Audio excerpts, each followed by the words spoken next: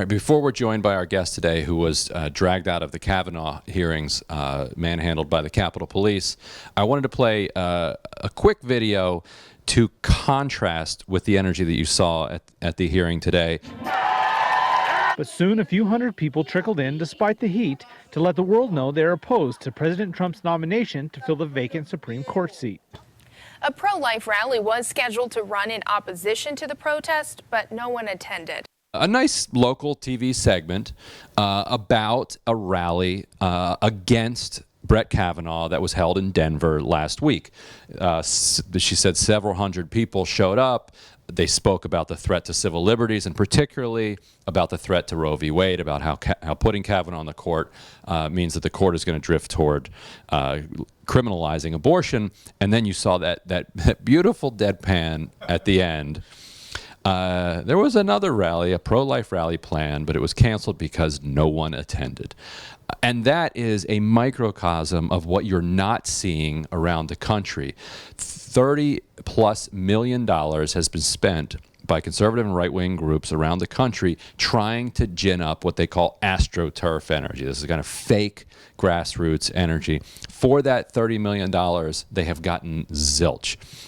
Susan B. Anthony's been able to get a couple of people to go to press conferences, but other than that, you're not seeing anything. And the reason for that is that the American people are not terribly conflicted on the legal question of abortion. A lot of people have a lot of conflicted moral opinions about it, but when it comes to the legal question, overwhelmingly by 2-to-1 margins, the American people say it should be legal.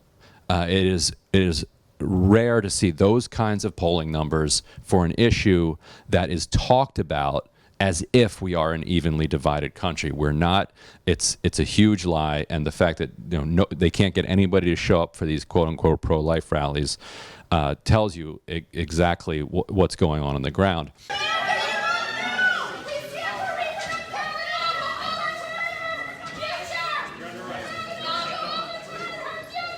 Rebecca Wood is the other side of this question. She was at the Kavanaugh hearing earlier today. Tell them how you got into the hearing room. We arrived about 10 o'clock last night. Okay, 10 o'clock last night. 10 o'clock last night. Okay, just making sure we didn't miss that. We're not 10 a.m. this morning. Okay. So you have to excuse me. I'm not all that. But we arrived at 10 o'clock last night, and we camped out in the park across from the Senate buildings. And there were a lot of rats, but I brought music, and we. Any cops harass you while you're sleeping there, or what did you? You can't set up a tent. What did you sleep under? Blankets, sleeping bag? I brought a sleeping bag and just sat on it, laid on it, but not much sleeping got done. Obviously, it's not optimal sleeping conditions. Now, did that count as a place in line, or did you have to then get up with the sun and get to the door? It counted as a place in line. Okay. So we slept in our place in line, and then like 4:45, the police officer that was across the street came around and he said, "You guys need to pick up because the next shift is coming on. It's the guys in charge and they're not going to let you lay down or sit or anything." And sure enough, 5 o'clock shift change happened and we got yelled at and they said, "All right, pick everything up because we're about to pick the park up ourselves." And so then we started getting in line and then staffers started rolling in and the line grew quite a bit. So. And what'd you do with your stuff? We had friends that were also in the action with us that took it to a nearby location and kept it. Did you see professional line standers? Because there's this industry in Washington that people might not know about where you get paid, I don't know what it's up to now, but by the hour to stand in line for, and then a lobbyist nicely coiffed and shaven and like looking good, springs into line and then breezes into the room. So there still are those. Yeah, we saw some of those. Mainly though, it was staffers who rolled in and were shocked that there were 25 people already in line when they came at 5:15. So that was pretty rewarding. But all right, so you're in the hearing, and what was your plan, and how was that different from what ended up unfolding? So they took us 23 at a time up to the hearing, and they were going to give us 20 minutes each, and then we would have to leave, and then we could get back in line again, just so that they could rotate as many people through. And I was in the first group, so there was a long standing time outside of the hearing room. I want to say half an hour to an hour we were standing out there. So there were 5 of us, and we were discussing how we were going to present our stories, or what we were going to announce. And so we had a pretty good lineup and plan, and we sat down, and I knew things weren't going to go as they played when I sat down, and one of the Capitol Police recognized me, and I thought, oh, I had just been made. I'm From outside or from a different protest? From a different protest, yes, because there were even concerns whether I'd be able to get in the room, as well as a few other frequent flyers, as we like to call them. But we made it in. But then as soon as I was made, I thought, okay, I don't have as long as I would have hoped once things started rolling.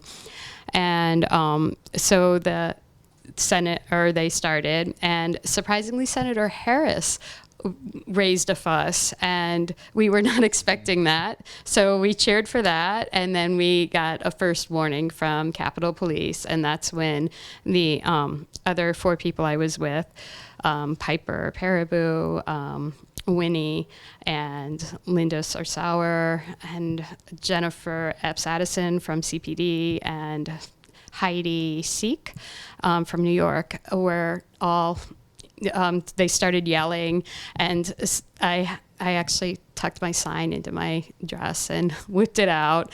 But then things settled down for a second, and I was like, great, now I've got this. Did they get taken out?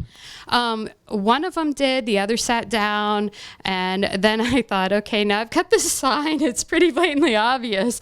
But then something happened. Somebody stood up and started yelling. So then I saw the cop who recognized me start coming at me. So then I stood up, and I remember, there's so much adrenaline, it's like a car wreck. So I have to go back and watch it a few times to actually know for sure what happened. But so I stood up and started yelling about my daughter. My daughter Charlie was born at 26 weeks gestation, and without the ACA, she can't get medical care, and Kavanaugh's appointment would really endanger that. So sum that up, started yelling about that.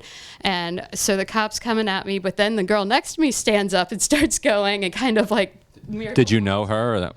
I think it might have been Piper. Like I said, it was so fast. I have no idea. And then he tosses her out of the way and just keeps coming at me. Somebody else stands. And then he gets me and drags me out across a row of chairs. And then, yeah. Show him your arm. I see. I've got a nice handprint, but Is that's from his hand Yeah. grabbing onto you while he's? right there. Oh yeah, we have direct evidence of this. That's what happens. Yeah, there he is. So then what happened afterwards?